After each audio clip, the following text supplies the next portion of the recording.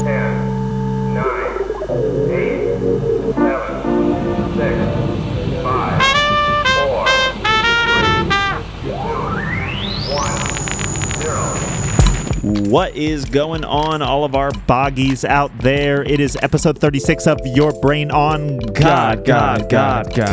We've got new tiny mic stands, and Daryl is now a pastor. Can you believe it? 2 pastors on one podcast. And we're going to be talking about a topic called the weight of belief today. We're going to be talking about how we can hold our beliefs in balance, not giving every belief we have the same amount of weight, but really understanding what is important to us so that we can have better relationships, better communication. We can be more open to discussion and conversation, and just all around good. Just listen to the episode. You're going to be blessed, okay? Enjoy this episode. Make sure to follow us on all platforms. Yep, that's it. Are you ready for this? It's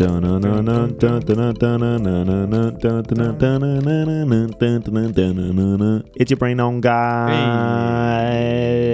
What is going on? All of our boggies out there, it's Daryl and Aaron. Aaron and Daryl. Daryl and Aaron. You know, when we were first creating our podcast episodes, Daryl, I'll have you know that I put your name first in all of our descriptions because I wanted to look humble.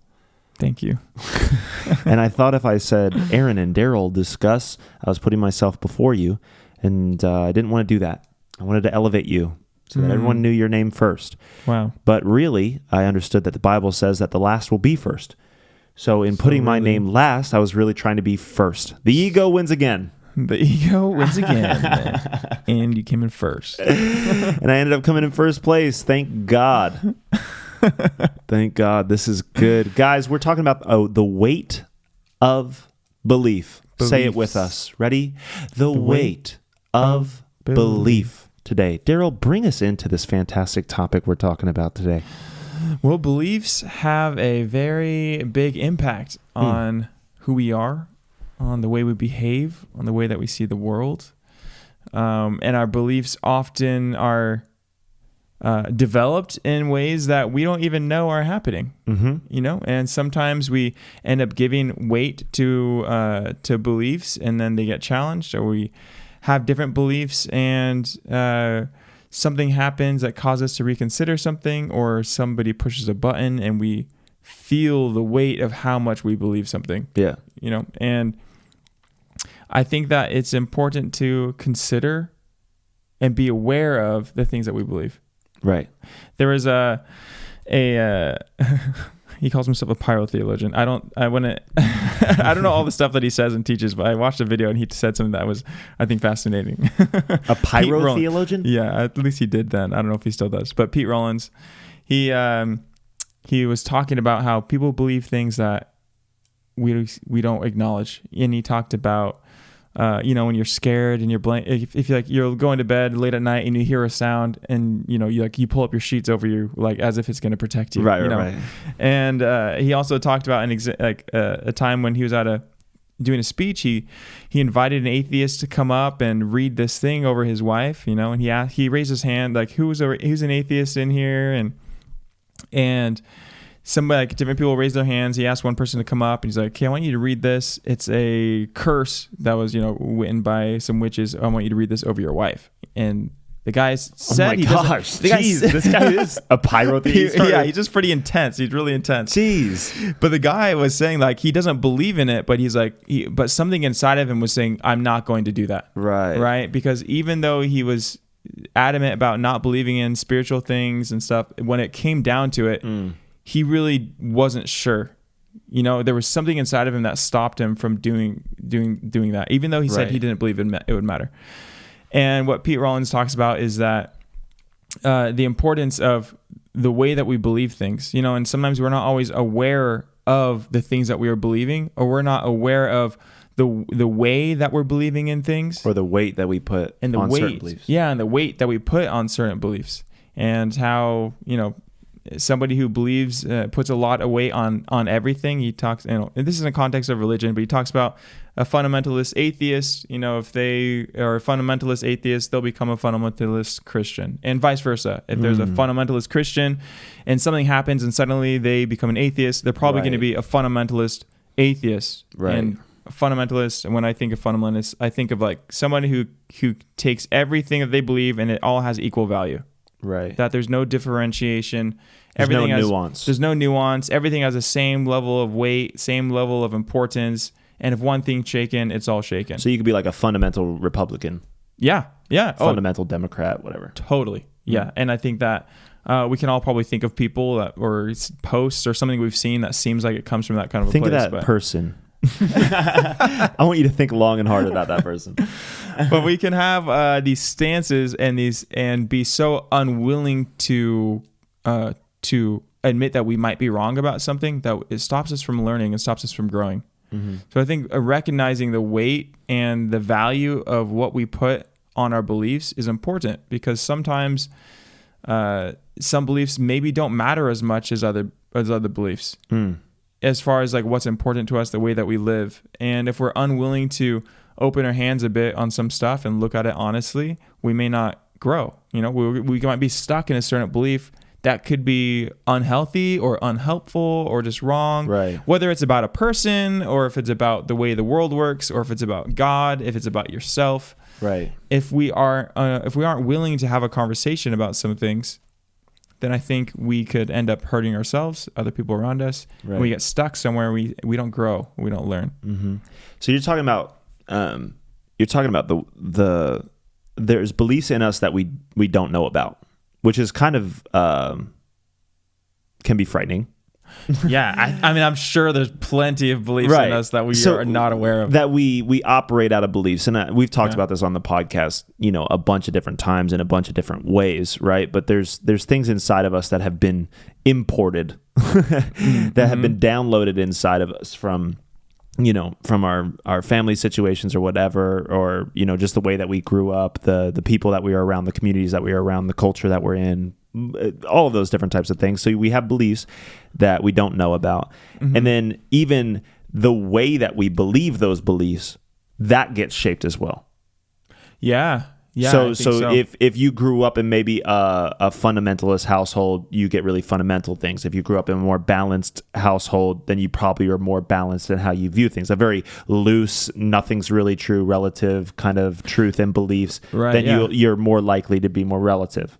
Right. So there's beliefs that we don't know, and then the way that you're shaped, or the way that you believe is actually shaped, and then we can get caught, and that's what you're saying. The weight is the fundamentalist belief, the holding everything with the same weight, every belief. Yeah, but we can attribute weight or importance, value to different beliefs. Right. And I think that in a place where everything is of equal importance, it can be dangerous. But then we can also be on the opposite side where nothing is important, right. And where you don't know what to believe in. And that could also be a very scary and dangerous place to be, because now I don't hold on to anything at all. Mm-hmm. And I think that to some degree, living throughout life, because even the belief that nothing is important, that's still something that's guiding you. It's right. still a belief that you have. Right. But I think that as we go throughout life, we acquire beliefs, we develop beliefs, and our beliefs then influence the way that we find other beliefs. It influences the way that we look at other things, because the things that we believe about the world determine the way that we approach the world. It determines the way that we look at the world, and it determines the things that stand out to us in the world. Right. And those things that stand out to us, that we look at, that we notice, are the things that convince us of our beliefs. Right. Like a reinforcement. Yeah. Our beliefs, the natural cycle for our beliefs, I think, is to reinforce themselves. Right. Would you say that beliefs are learned first? Right. Beliefs are inherited first. Inherited, what do you mean? By family? Yeah. Do you have like natural beliefs, or does everything come from like a download? I guess, right? You're kind of right. Neutral when you're born, right? It's not like we're just suddenly downloaded with all these beliefs inside of us. No. I don't think so. I think it probably has to definitely. I mean, I think that it definitely is shaped by the environment we're in. Right. Yeah. So you start with like these inherited beliefs, and then you're like the way that it's really interesting because the way that you start even going on like a belief journey or figuring out what you believe, how you start that belief is really, really important. Yeah. Right. Yeah. Totally. Right. It's like you're getting building blocks. Right. And the different blocks that you take kind of determine the types of thing you build or the way that you build it. Right. And so the way that we're kind of wired or trained up by like our families, the social systems around us, the culture around us or whatever, that can reinforce even what matters, what's important, what's heavy. And then we can start believing through those certain types of lenses. And when you hold certain things as heavy, you start to view through the lens of your own beliefs and then gather other beliefs that go along with that. Yeah. Yeah. I don't know if we've talked about this before. It's a mental model. I think it's called the mental model of beliefs or something like that. But it's essentially the way that beliefs are formed most commonly. And it's like we have some kind of experience that we observe, whether it's we actually see something or we hear something or, like we physically experience something, that becomes data for us to process, and we process it. From that, we derive like a meaning, and it, this happened and this means this. Right. And that becomes like this belief that we form. And so now when I go into a situation, I'm looking for similar data to reconfirm the belief that I just formed. And I think that from an infant, that we were doing that. It's like we're trying to figure out what the world is from like a little baby. All we're doing is figuring out how to operate in this world that we live in. And we need beliefs in order to do that. It's like I have to believe that this chair is going to hold me up in order for me to actually sit in it. Right. I'm not going to sit in it if I think it's going to disappear. Right. So there are certain consistencies and things that we notice, things that we hear, things that we are taught or told over time. And we see things happening in a certain way, and we start thinking, okay, this is the way the world works. Right. So basically we need to be pretty careful with these beliefs and hold them with a healthy weight, right? Because if you hold everything as the same weight and it's all heavy, then life's going to be pretty heavy. And then at the same time, if you are loose with, or everything's kind of up in the air, there's nothing to really ground you, right? Or there's no kind of fundamental truth that you're going after, the weight that you hold, the importance that you hold on your beliefs is really true. And then there's some beliefs in our lives that we naturally need to learn, this is more important than this. Right. And what you determine as the most important beliefs in your life is going to determine what you focus on, right? So if you think the most important belief is that everyone deserves justice, you'll probably go into social work. You'll probably, go into maybe missions, or you're going to, being a lawyer, to be a judge, something like that, right? Because you hold that to the highest level of importance. And I think that's a beautiful gift of God in us, that there are certain things that we carry with more weight. Yeah. With more weight. The problem is when we get into patterns of belief, especially in faith contexts, right? We're speaking both from pretty primarily faith context, right? Where you grow up in a certain belief, and then your whole entire worldview, your whole entire lens is foundationally that belief, and then you meet an experience that contradicts your data. And we've talked about this in an episode before about confirmation bias, where it's uncomfortable to have the data that we've gotten downloaded into us. It's uncomfortable to have that confronted. Yeah. Right? Oh, yeah. It's a really uncomfortable experience because of you said that we gather data and then we create meaning from that data, right? So it's not just like beliefs are because of the weight of them. They attribute meaning to us. They attribute certainty to us, right? There's a concrete to them, right? They solidify things for us and determine what we're doing in our daily life, right? So when we meet data or experiences or other thoughts or other worldviews, it can be scary because that actually confronts what I thought I knew to be true. Yeah, totally. Right. And whenever we have those experiences, I don't remember the name of the book, But there's this book that talks about different beliefs and, the way that we go about believing things. Mm-hmm. But he talks about when we have experiences that differ from what we already believe, that we have a couple options. We either are going to ignore that data that just came in and act like it didn't happen, and kind of try to like suppress it and just hold on to what we believe. Or we're going to consider the data that happened and change our belief based on what we saw or experienced. Or we're going to consider the data and stick with what we believe. Right. And it's like I think the most uncomfortable thing is to consider the data and be willing to change what we believe about that thing or that person or the system or, that belief, the faith, the religion, whatever. That's probably the most uncomfortable thing because it feels scary. Like you said, we attribute all this meaning to the things we believe. It gives us this sense of meaning and purpose, makes sense of the world, which creates a safe space for us to live in. Right. Because it's predictable. Mm-hmm. And if it's suddenly unpredictable because something's not what we thought it was, it's a scary feeling. Right. And so our most natural tendency probably is to push that away and act like it never happened. Try to find ways to like ignore the data and act like it wasn't there. That way we can keep going along with what we already believe and keep moving along. But we don't often look for data that could contradict what we're believing. Right. And unless we're in a place where we are actively trying to, which I think we're probably going to talk about in a little bit. But yeah, I think that it's huge with our experience of life is our willingness to be wrong, and to acknowledge that, hey, I might not be right about this. And I think in relationships, actually, it's huge. It's like people hold people to certain expectations because they've seen them and experienced certain things, and in one regard, that could be a good thing to do, is like be mindful. This person could be a bad person. But if one person does one bad thing and then all of a sudden everything they do is terrible and you never give them the chance to be any different, well, they're probably not seeing the person holistically.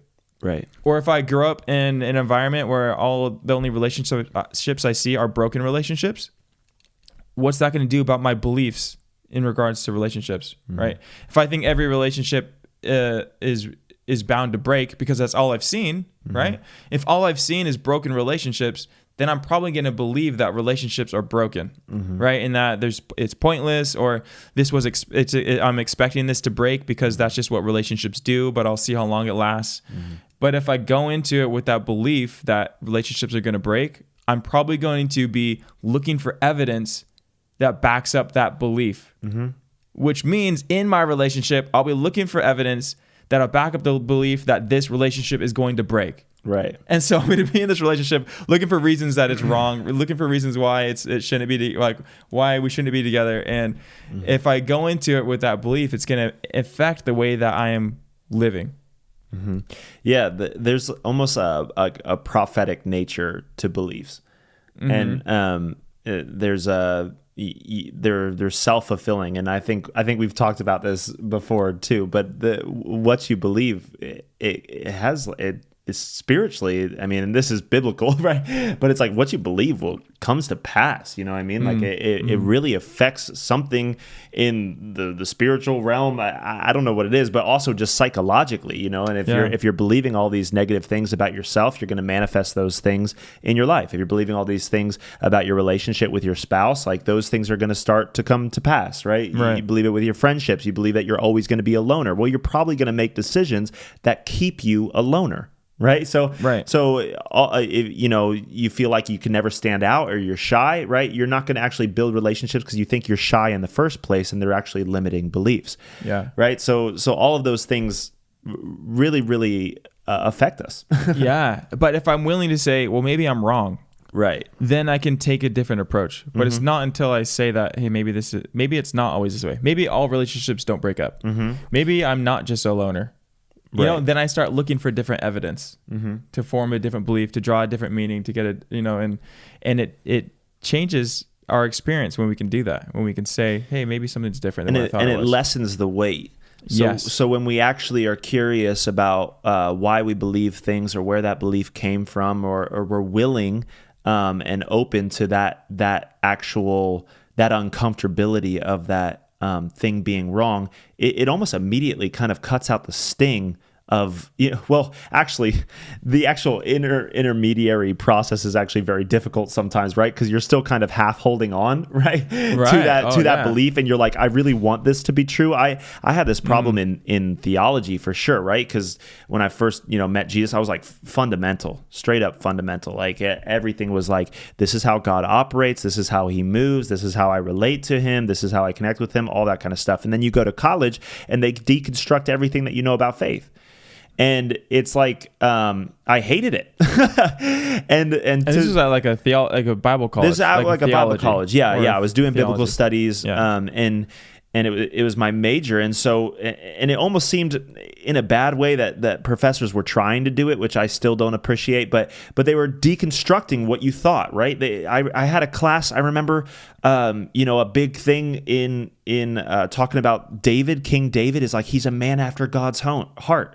Right. And it's like, yeah. And then I get into this class and my professor's like, the Hebrew doesn't even mean that. It doesn't even say that. He's not a man after God's own heart. That we just interpret it that way because we like it that way.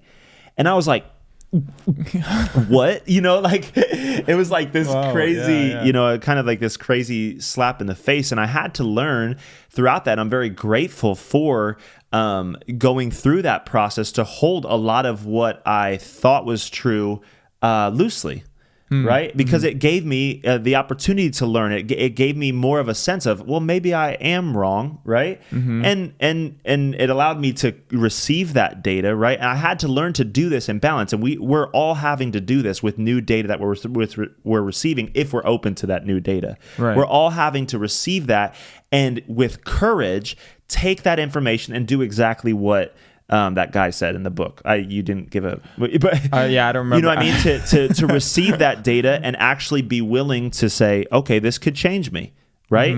And this could change my belief. And if this changes my belief, some of those, if they carry a little bit more weight about how you actually live, right? If it's about what kind of pizza is better, that doesn't really change much, right? Maybe your eating habits a little bit, but if it, it's about faith or deep things about who we are, our human nature, or deep philosophical things, right? That you have to be willing to say, okay, if this is actually different, then not only my belief could change, but how I have to now act is different.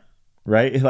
Because now I actually have to become something. And I think the problem with also being open to changing beliefs is that's going to require an effort on my part if it's actually true to change myself. Right. Because then what does that mean? If this is not what I thought it was and it's something else, what does that mean? Right. If the environment is, whatever, climate change, I'm not trying to get in political, but if climate change is really real, then, maybe I should start recycling. It's like, I don't want to recycle, so right, so it's easier to stick with this other belief because it doesn't require much difference from me. Exactly. And so it's not just the changing of thoughts. And I think that's why it's so hard for us sometimes to actually step into a place of uncovering beliefs or understanding why we have certain beliefs, because we like to be set in our ways. It gives us that sense of safety. It gives us that sense of certainty. And then we don't like to often change the way that we're acting towards people, towards ourselves, or anything like that, right? So when it actually takes extra effort on our part to change ourselves, if that might be true, then we're more likely to push away from anything that, even if it might be true, it's like, no, I like what I believe. Right. Yeah. And part of it probably is a social thing too. Right. Totally. The social expectations, your community, what does your community believe? And if you believe something different, because of the way that we tend to operate with beliefs, right, we group together according to our beliefs, and we stand with people, and part of that's good and part of it can be bad. Or at least dangerous. Right. But whenever we are questioning something, if it's something that doesn't align with someone else that we know in community, sometimes we will overlook it because of that too. We'll we don't want to bring it up, or we don't want to ask the question, which stops us again, I think, from learning and growing. Right. Just as a community. Well, I'm sure we've all had those moments in community where someone says like something a little like different than your worldview, and you kind of had a set view of them, and then you're like, wrong. You're like, I'm not going to go into that, right? Because it causes conflict. It could cause conflict. It could actually confront something in them, or they can confront something in you, right? So we kind of stray away from those. But you're totally right. Not being open to those types of conversations or those discussions keeps us from actually learning different worldviews, different points of view, different reasons, and different even backgrounds of how a person grew up, right? It keeps us from learning and understanding people. Right. We don't understand. Yeah, totally. Something that just came to mind was that whenever I think that, so this is something that I see sometimes, people communicate something and we expect the other person to be believing everything that we believe. Right. It's like we almost, and so like if they disagree with us, we think something's wrong with them. I don't know if I do that anymore. I get afraid that they don't believe what I'm believing.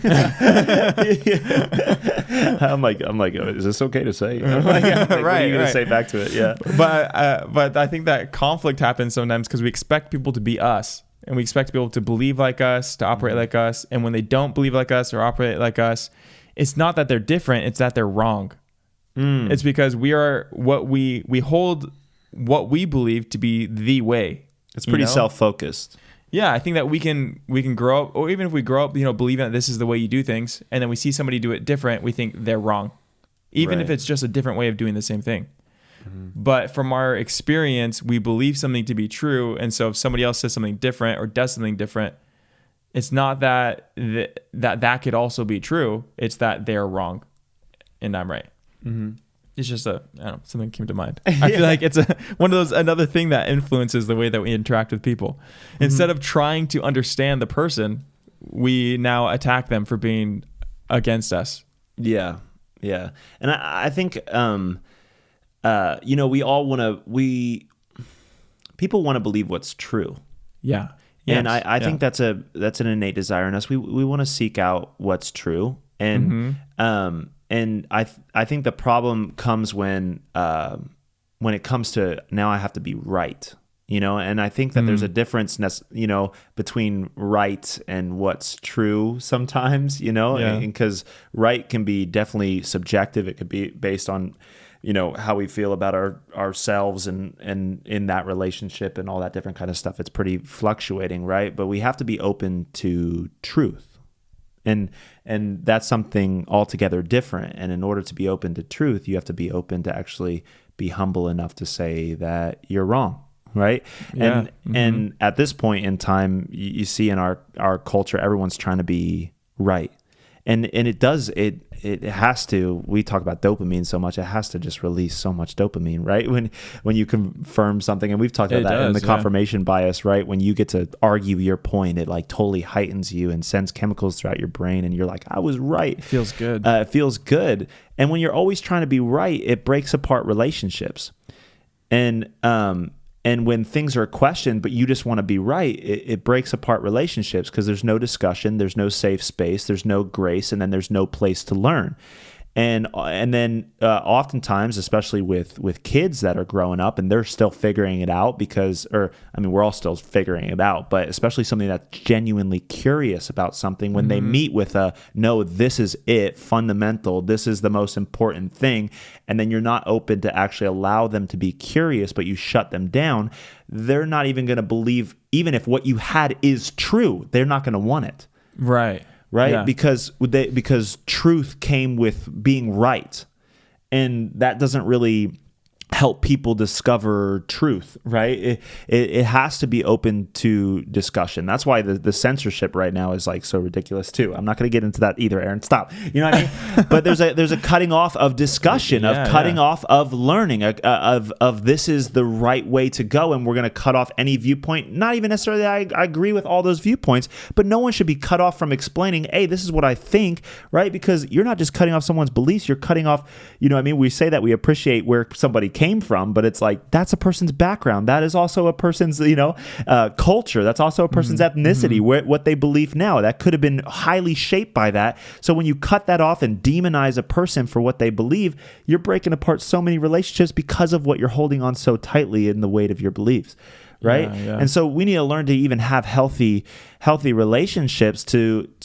hold those things lightly, to understand what actually is important to us. And I think that's also a huge journey for us in uncovering the weight of beliefs, is what actually is weighty for us, right? Yeah. So there's some certain non-negotiables for me, and I've told you boggies about these before, right? And they're basically this: Jesus is God. Okay, and that's just kind of a non-negotiable. I don't care if you disagree with me. That's just what I believe. Jesus is God. He's Lord. Like he's the dude. Okay, like Jesus is God. God is good, and I think people are good. That's like generally, I was thinking about it today. That's generally how I live my life, and it's like, but people do terrible things. But to me, that does not give evidence that people aren't good. I don't think you come out of the womb bad or something like that. Maybe they're neutral. I'll maybe go to that point. But in general, I have a more skewed positive view of people, right? Yeah. So those are my foundational, those are some core things. Those are the most important things to me, right? So even if a person has a differing belief maybe about God, unless that contradicts the fact that, God is good, you know what I mean? I'm like, okay, well, maybe I could be open to that, right? If you're just saying like God is evil, I'm like, nah, well, and I'll still be open to a conversation about it, but you're probably not going to change my mind at this point. Right. Like that. Yeah. That's pretty foundational. Or Jesus is Lord. Like we can have a discussion about religion. I'm open to understanding your view of God and all this different kind of stuff. But in my heart, it's just been solidified. Like there's just nothing there, right? And then the people are good. You can say all the worst things about people, but it's just you're not gonna change, right? But everything else is open to discussion, which makes relationships pretty awesome. Right? Because you could have different theologies about God, how he operates, how he moves, maybe how we interact with him, how the Spirit works, all of this different kind of stuff. And I might question some of those things, but I'm open to all of these things because I'm not trying to be right. I want to know what's true. Right. And maybe you have something inside of you that's actually true that I need to hear, that's maybe even from the Spirit of God. And if I'm not humble enough to actually receive those and have the courage to jump into that uncomfortable space, I'm not going to learn, I'm not going to grow, and I'm not going to actually move forward towards truth. I'm just going to be more right in my own eyes. Right. And our need to be right can stop us from knowing the truth. Yes. Because if we think... Yeah, which is so crazy. It works against itself because if we need to be right, but then we don't know the truth because we're holding on to what we believe and we stop actually seeking the truth. We start finding ways to hold on to what we already know. Right. And I think we've said this before, but I think ultimately, if we honestly seek after truth, I think that we will continue, that we'll find it. Mm-hmm. I think that we don't need to be so scared to let go of some things and have an honest conversation about, well, what about this? And then I've had conversations where I've, talked about different things and thought, okay, well, maybe this isn't the way that I thought it was. And then it can end up being what I thought it was in the first place. Mm-hmm. It's like, just because I give the chance to look at it differently doesn't mean it's necessarily going to change. Mm-hmm. But being willing to have the conversation changes us and allows us to get closer to something. Maybe, I don't know if we will ever find the full truth of everything that there is. Yeah. But we can move closer to it. It's 42, Google says. 42? Yeah. Oh, wow. Well, there we go. Like the meaning of life, existence, and everything like that. If you look that up, it's 42. It's 42. So I guess we have found it. So if you learned anything today, if you're friends with Daryl, you have to hold things very loosely because I'll be so confident about something, Daryl, and then I'll say it to you, and you'll have one point that kind of just shatters it, and I'm like, I wish you didn't say that, dude, because I was like gonna. I was like really happy about what I had discovered. And then you play the angel's advocate. I'll call you an angel because I love you. Thank you. But you play the angel's advocate. But Daryl's like the king at this. You really are. I like to have, I like different perspectives. I like looking at things from different perspectives. He'll provide a different perspective for if he even agrees with somebody. Yeah. They'll say something. And he's like, well, what about this? And he's like, I'm like, Daryl, you agree with what they just said. Why are you trying to come at it from another angle? I'm just curious. I'm curious to see the way that different things can be seen and expressed. Right. Yeah. but so same thing. And this is the same thing with people. It's like, this is the way I view people. I don't view somebody based on one experience or multiple experiences. Or if somebody says something, I try my best to not assume things, and allow things to show themselves as they are. And so if somebody shows up late to something, my first assumption isn't they're just bad time management. It's like, well, maybe they're running late. Maybe something happened. Maybe they stopped to help somebody. It's like, I don't know. but I'm not going to assume that it's one or the other. Yeah. And I just like to keep things open sometimes. Yeah. And it really is a patience thing. We don't have a lot of patience. Well, one with ourselves, because everything we do to people is usually a reflection of what we do with ourselves, right? And so it's a patient process to discover what you truly believe about things, right? I'm more grounded in what I believe now than I ever have been, and probably in another year I'll be more grounded than I am now. Right? It maybe not in the same beliefs, like besides the core ones, but maybe not in all the same beliefs, but it's a patient process to know I'm on a journey of discovering truth. And I think that's something we miss in relationships a lot when we hold so tightly and so weightily onto certain beliefs that we have, is that we lose empathy as well. Right. We lose empathy to see that another person is on a journey as well to uncovering their own beliefs, hopefully. Right? Now, there are those people that are stuck in their ways. And so, but that's even a patient process, right? It's like, okay, well, you're stuck in your ways. I'm still not going to argue with you about this, whatever. Right? So we have to understand for ourselves that learning in beliefs, when you do start to maybe hold them a little bit more lightly, right? You realize, okay, it's a journey of uncovering these things. I can get into this uncomfortability spot. And the more that we know this, the more that you step into uncomfortable spots, the more comfortable you become. Right? So I'm at a point now in my life where I'm not really uncomfortable with even questioning myself or saying that I'm wrong. Right? It's not uncomfortable for me anymore. Why? Because I've been doing it for the last 10 years. Right. Right? Yeah. So that's not uncomfortable. And so now I'm more comfortable with it, but I'm still on the journey. And so when I have a conversation with somebody, even if I believe something is genuinely true inside of me, I don't have to prove that I'm right, because they're on a journey towards truth.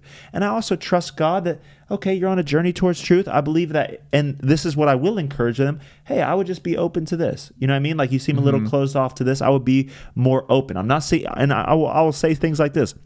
I'm not even saying what you're saying is wrong. I could be wrong, but let's go on a journey to discover together. Right?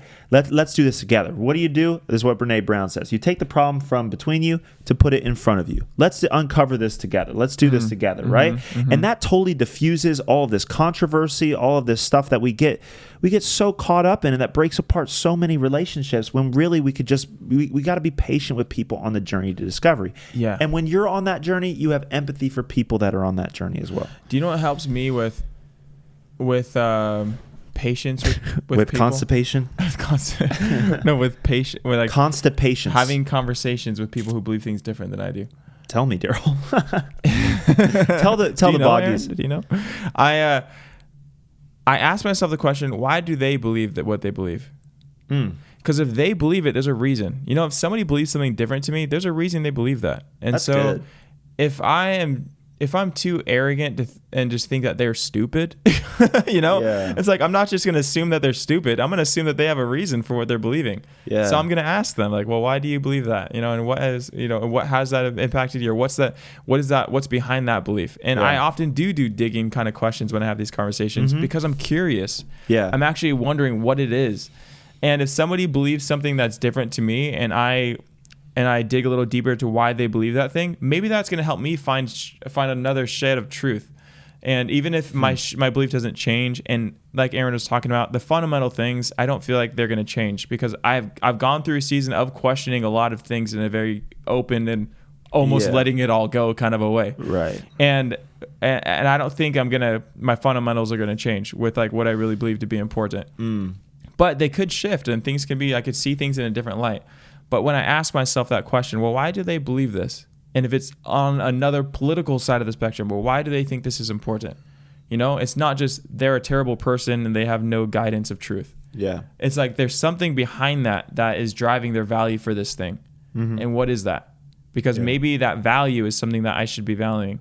Even if it's not expressed in the same way, even if it's not, going in the same direction and doesn't find the same outlet. But what is it that they are holding on to that I probably think is also important? Yeah. And maybe they found a different outlet for the way that that's expressed.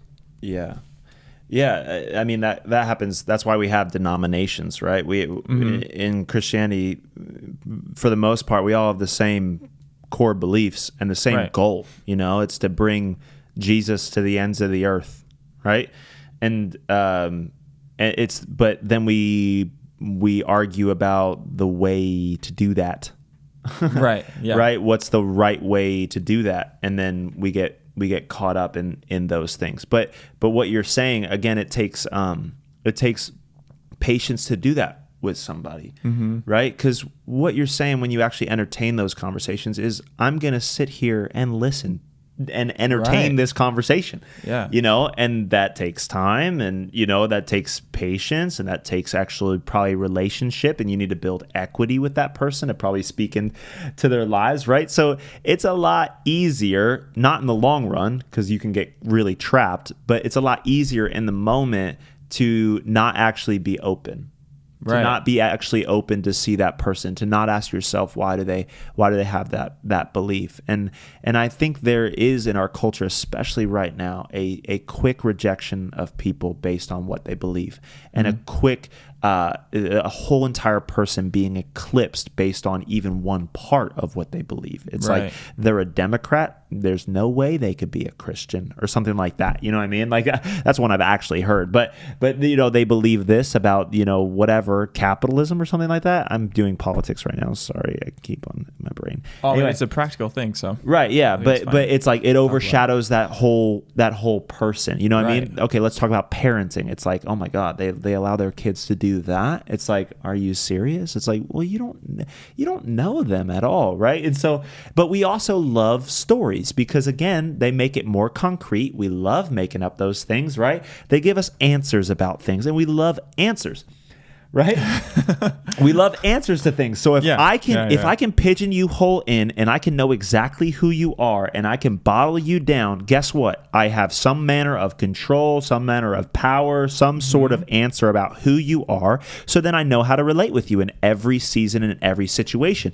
But life is way more nuanced and complex than that. Yeah. And we can't live our lives like that, coming back to the way to believe. We're trying to stay on topic. I know we're going on tangents. No, but I think that are we on topic? Same. Okay, because sometimes I feel like I like to talk a lot. But what was I saying? Wait, what was I saying? With people, the way the you didn't say anything. Yeah, I know. You were talking about politics and the way that we overshadow them, and then because I can know you. Right. But yes, life is much more nuanced than that, and we have to be open to actual gray area, the good gray. Pastor John, our lead pastor, said that he told me like you have to be open to the healthy gray, and I was like, you should write a book. Dang, that's good, right? But we have to be open to that healthy gray space, and I think I wouldn't even call it healthy gray. I think that's where the color is. That's good. Dang, I should write a book. It's coming out soon. Where the color is. Where the color is. But that is where the beauty of people starts to come out, and that's actually where relationship is, right? Because it's like you don't actually. Because in even maybe a fundamentalist society, whether it's political or whatever people gather around, right? Whenever you get in that fundamental, people aren't even as black as white as they probably are saying, right? And so it doesn't actually make even room for healthy dialogue, healthy conversation, or genuine relationship to happen because you feel like you have to be fundamental in everything that you believe, right? Because if you start to question something, it's like you're starting to question the faith, brother.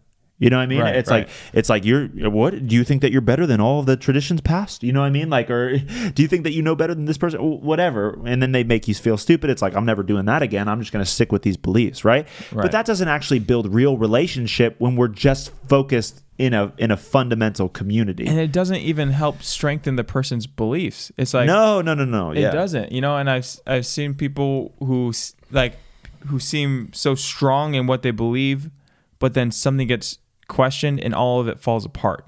It's like having that kind of approach doesn't actually build strong beliefs. It doesn't give you a strong foundation because now you don't know why you believe what you believe. It's like, and you've never really processed the value of what you believe and the validity of what you believe because you avoid questioning in it. Yeah. And so when it gets questioned, you don't know what you're standing on. Yeah. And that is not a healthy model for believing. Yeah. And I think there's good, and this is something that the younger generation always does very well, is provide that questioning, to traditions and to the way things that they're always testing the status quo. And I think that's the beauty of having the wisdom of the old and the passion and fervor of the young, right? Is the fact that we're like, we want the new thing. We're fresh. We're up and coming. We're seeing the world in a new way, right? We're usually growing up in a generation that's thinking a little differently, and so we're questioning things. And it's awesome to meet an older person who has wisdom and has foundation, be open to that questioning. Because I've heard so many stories about a student in a youth group, or even a young adult in a church. They're like, I'm wondering, why is it bad to have sex before marriage?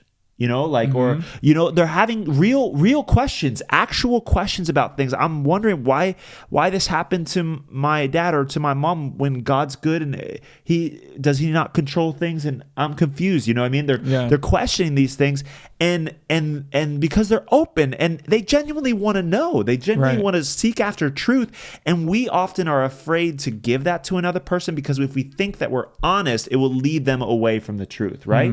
So it's like, as a safety mechanism and a protection and often a control mechanism over people, right? We create those fundamental beliefs. It's like, you can't believe that, you can't say that, you can't think that, only go this way, right? Just because. With not even an explanation. And that'll have one of two effects, right? Either they rebel from that totally, and it's like, I'm going to go my whole way and reject maybe even something that was true, or they're going to be like, well, I'm never going to bring that up again, but then they don't shore up their actual beliefs, and they still have those questions in the back of the mind while maintaining the dogma of that whatever that sect is. Yeah. Right? And so and then when push comes to shove, eventually that thing is going to be questioned, right? And it's like, again, they have the choice and they're probably going to ignore it. It's like, this has been the only community I've known. I don't know. So it creates all of these unhealthy patterns. Yeah. And I think that in an environment where we are just told what to believe, we don't really have a strong foundation. When we come to this place of, we need everything to be the way that I think it is, and if it's not, then everything must be bad and off. We go through this phase of deconstructing. Oh yeah. Where we have these different beliefs with these different weight, or I guess the same kind of weight, where everything's kind of equally important to us, and then one of it gets questioned, and all of a sudden I'm done with the church. Because I'm done with that person, or I'm done with that person, or I'm done with this party. Politically part of and we start deconstructing. And I think that deconstruction, have we talked about deconstruction before? I don't think so. Deconstruction, from my perspective, and as far as I understand it in my experience, it's like we have all these layers, like this belief, the tower of belief, that we have. And then we start taking pieces out, right? We start taking out all these pieces. And if we take out too many pieces, the whole thing just falls apart, right? Jenga. Which can be, yeah, exactly. Jenga. The whole thing just Jengas. And that can be very dangerous and destructive. Yeah. You can deconstruct and not do it in that way. I've seen people deconstruct in a way that is very, everything must go. It's like they have this, this tower of beliefs, and this one piece gets pulled out and questioned, and they might even realize, oh my gosh, this piece is not right. It shouldn't be in here. And then instead of just getting rid of the piece and finding a piece that actually fits well and that seems closer to truth, they destroy the tower. And now I'm not going to believe any of that stuff, because everything that came along with a set of beliefs must be wrong because of this thing that was wrong. Anything that has to do with it, any person that's associated with it, the whole gamma. Yeah, and this big switch happens, and we can start even going on the opposite track of developing our beliefs, where we don't. When we develop our beliefs, we are looking for certain information, for certain data, and then we get that data, it confirms the things we believe. Then we start looking for things that are opposite of what we believed before. It's like, now I'm going to look for the things that prove everything I believed wrong. And I'm just going to find those things because that seems to be safer. I need to build something that feels safe again. And where I just was feels like it was not safe. Because you feel like trust has maybe even been broken. Yeah. And this is huge right now, is like deconstructing of beliefs, deconstructing of family, deconstructing of tradition, deconstructing of religion. It's like the buzzword of our day right now is like everyone's deconstructing what they believe about everything, about human nature, about gender, about what we've been taught in history, about our bodies and how we're made and how we're oriented and all of this different kind of stuff, right? And so it's like you are met with another data or maybe another experience of another person who's, had a contrary experience to his or whatever. You take that out and it's like, oh my gosh, this might be wrong. Right? We freak out and then we deconstruct all of those different things. And I love what you're saying is that it's important to let's look at one thing at a time, right? And even if you're confused about it, it's like, well, let me just, even if, I don't know, I think you could even place it back in there. Okay, let me think about that a little bit more. You know what I mean? So I still have a worldview. You don't have to break apart the whole tower. And this is why I think it's so important to have those anchor points again, right? So it's those foundational beliefs in you, right? Because what happens is we take out one piece and then we're like, the foundations. I got to rip out the entire foundation. That anything that was built on that foundation that came from that foundation is now bad. Toss it out and rip out the foundation. But it's like you don't throw the baby out with the bathwater. And I think that's the problem with the current deconstructionist movement right now is that it's all good to question. It's like really good to question and to uncover those things. We just talked about how good that is, right? To be open and being high in openness to other people and relationships and lifestyles, worldviews, all of that different kind of stuff. But it can get really unhealthy again, when we start throwing the baby out with the bathwater, right? Where we have, one experience in church, so Jesus is a lie, or, and maybe it's not one, maybe it's multiple. Maybe you got a lot of building blocks, but you still shouldn't take out your entire foundation of belief because something went awry. Right. I think it could be related to a feeling of needing to be right again. Realizing that I was wrong in one way and I need to be right. And so trying to find ways that we're right. And instead of seeking to understand, instead of questioning what we believe in a way of trying to understand it in a deeper way, we start questioning what we believe in a way of trying to find something else, of like trying to prove that it's wrong instead and finding what else it could be. Since this thing might be wrong, then I need to find what is right. Rather than like, well, why is it like this? Because questioning is good for the sake of trying to understand what I actually believe. I'm in a Bible study on Tuesday nights, and there's somebody who comes to our group who calls himself a seeker. He comes from the Mormon church, and he was in the Mormon church for a long time, and he's an awesome guy, friend, and I love conversations with him. And one of the things I love about him is the questions that he asks in our group, because they're genuine questions of him just trying to understand, but they're questions that people growing up in the church either often don't ask or maybe are asked and are not really given a real answer. Yeah. And so he comes with these genuine questions and we have such good conversation. And sometimes, somebody will say something like, oh, wow, that's a great perspective. I've never thought about it like that. And we start learning from each other because we're asking these questions to try to better understand what it is that we're saying we believe. Yeah. And sometimes that requires shifts to happen within us. But I think asking those questions for the sake of understanding where we actually are is super helpful. Yeah. And allowing, not just in our own beliefs, but really what we believe about people, what we believe about family, what we believe about love, about relationships, about work, Parenting. Yeah, about parenting. Yeah, it can change our approach. Yeah. And goals, passions, pursuits, all that different kind of stuff, right? So it's like it really is this balance, again, this colorful gray. I'm going to start saying the colorful gray. Or wait, yeah, I could say that. Because I think the healthy gray is that as opposed to the unhealthy gray. Yes. Which, yeah. Yeah. But yeah, that balance of how do I, and this is something that, I think I'm always asking, the Lord is, how do I hold all of these beliefs lightly and then maintain some foundation as well, right? And so I'm not deconstructing everything, because I really feel like if you deconstruct everything, you're left with nothing, right?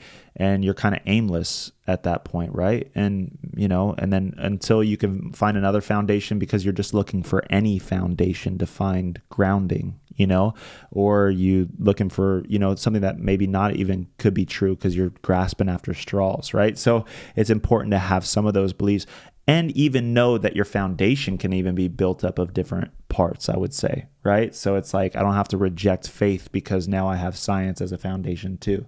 Right. And I think allowing those things to coexist with each other allows us a more healthy lifestyle, allows us more healthy relationships, allows us to have better conversations, allows us to learn more and to get curious and have empathy for people, right? And it's really, really important it's a blessed a blessed weight of belief, right? Yeah. Yeah, it's a blessed weight. It's something that we hold with wisdom, and I think if we do it in balance, it can really lead to just great stuff in our lives. Yeah.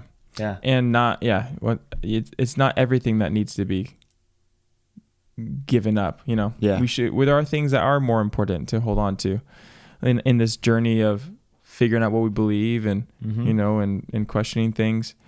And God is good is one of the things that I kept a hold of whenever I was going through theology, studying theology. And it's something that one of my trainers had said before I had started my course in theology and started diving in more at academic level.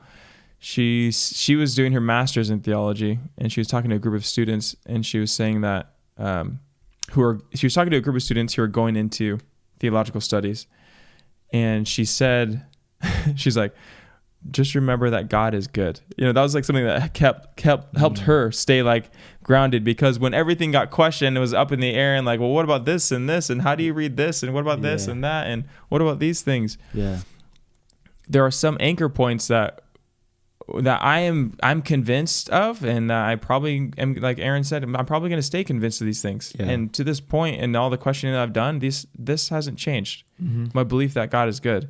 And even in the time when I was questioning that, I still come back to the same place. Wow, God is so good. Yeah. And believing that is an anchor point for me. Mm. And I believe that He is good, and I believe that the way that we live life and all the different experiences we have, that can still be filtered through that belief that that could still that is true, that God is good. And and I think it can be dangerous sometimes to encourage people to question what they believe. Because sometimes we get crazy with, we go a little bit crazy. Or if we did have kind of a more fundamentalist kind of approach, maybe we didn't think about that, or we didn't realize that was happening. But if we're holding everything on the same level of importance, and we can never ask a question, and nothing could ever shift or be different than what we thought, it can be dangerous for us to start questioning things. Yeah. If we don't first realize, hey, there are different layers to belief. You can have a dogma and have different doctrines that all line up with that same dogma, and that dogma is still true, that Jesus is God, that God is good. And it's good to start recognizing, hey, well, what are the important things? What are the things that maybe don't need to be true? What can be different? What are the things that can be different? Yeah. It's good stuff. That's it for me, I think. For now. Yeah. We would encourage you guys to go on the journey. Awareness is always something that we talk about, but getting aware of maybe some of those beliefs that you don't know about, and then kind of weigh them, and which ones are actually important to me, which values are actually kind of non-negotiables for me. And which ones can I hold more loosely? And then even questions of, how do these affect my relationships? How do I see these play out in other people? How can I not make the same mistakes that I see maybe other people making in their relationships when they try and be right over trying to seek truth with somebody, right? Mm-hmm. And to ask yourself those questions, to deconstruct healthily, and to have some anchor points to hold on to in the middle of your deconstruction and in the middle of what you're letting go and figuring out, and to give yourself grace and to have patience for yourself and for other people. Don't ever be so caught up in what you believe that you're not patient with another person and what they believe. It never leads to fruit. it just leads to kind of, I don't even know if it's a word, but like sectism and just, separation, of people, division. And it doesn't lead to like real fruitful relationships or real growth and real learning. And in fact, it limits it when you're so stuck in your beliefs. So balance that, figure out that healthy, colorful gray, and dive into the beauty, the blessed wait. The blessed wait. The blessed wait. Yes. Amen. And also make sure to follow us on everything you could think of: YouTube, Spotify, iTunes, all of the goods. Okay. We even have an Instagram, Your Brain on God on Instagram. Make sure to follow us. And we'll be back in a couple weeks with another episode of Your Brain on God. We absolutely love you, Boggies. Love you. Peace out. Have the best day of your entire life. And I mean that. Any last words, Daryl? It's the best day. Wow. That was good. See ya.